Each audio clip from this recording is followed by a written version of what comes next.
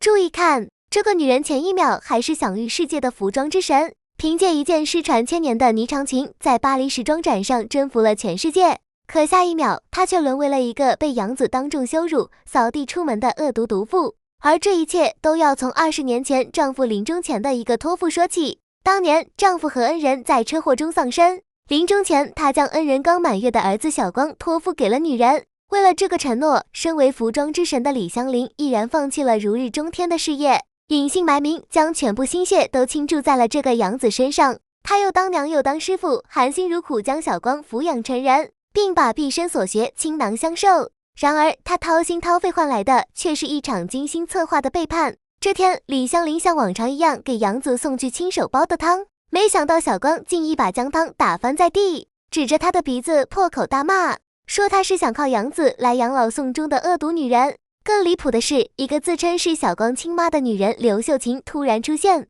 颠倒黑白，污蔑李香林是当年偷走孩子的人贩子。面对这拙劣的谎言，被猪油蒙了心的白眼狼小光竟深信不疑，当场认贼作母，宣布要和李香林彻底断绝关系。还没等李香林从悲痛中缓过神来，更大的打击接踵而至。在服装厂里，厂长当众宣布开除李香林，并将他首席服装设计师的位置交给了他的养子赵晓光。原来这根本就是一场阴谋，赵晓光早就狼子野心，联合外人，为的就是窃取李香林的位置和技术。那个所谓的亲妈刘秀琴更是在一旁得意的嘲讽，说多亏了李香林才让他多了一棵摇钱树。看清了白眼狼的真面目，李香林心如死灰，当场与他恩断义绝。就在李香林众叛亲离，一无所有之际，他的儿媳倩倩却选择了他。倩倩无法容忍丈夫的不忠不孝，毅然与赵晓光离婚，搬来和李香林同住，是要为他养老送终。为了不拖累倩倩，年迈的李香林决定重新找工作，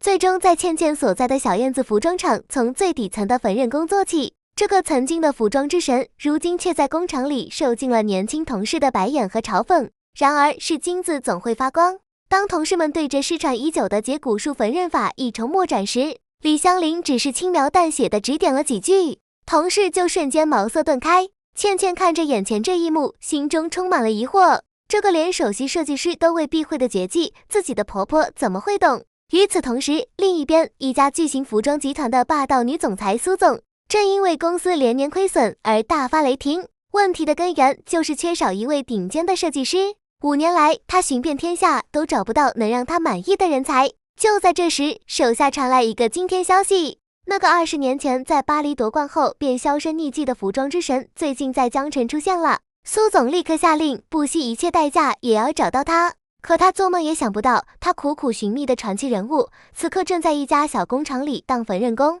很快，麻烦找上了门。白眼狼赵晓光带着他的新东家，气势汹汹地来到小燕子服装厂，污蔑他们抄袭了自己几十件爆款设计。面对这无耻的栽赃，对方甚至提出了一个赌上工厂的生死对决，一场以2家工厂为赌注的设计大赛就此拉开序幕。赵晓光仗着自己天赋卓绝，坚信只要服装之神不出，自己就天下无敌。比赛分为3局2胜，第一局设计连衣裙。赵晓光狂妄至极，竟扬言要让对手1分钟。只见他手法快如闪电，不到10秒就完成了一件作品，轻松拿下首胜，全场为之震惊。小燕子服装厂的士气瞬间跌入谷底，苏总更是心急如焚，要是再找不到服装之神，工厂就要拱手让人了。第2局设计旗袍，眼看无人敢应战，倩倩毅然站了出来。面对前夫的百般羞辱和对自己婆婆的恶毒攻击，倩倩据理力争，却被赵晓光讥讽为不自量力。